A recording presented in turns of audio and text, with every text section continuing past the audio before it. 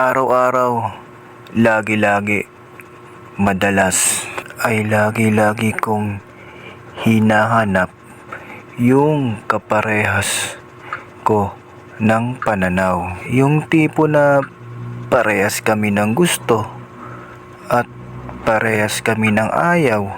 Dahil kapag hindi ko kaparehas ng pananaw, ay aking talagang kinamumuhian, kinaiinisan ng gusto, at itinuturing kong matinding kalaban o karibal, lalo na sa makakausap ko.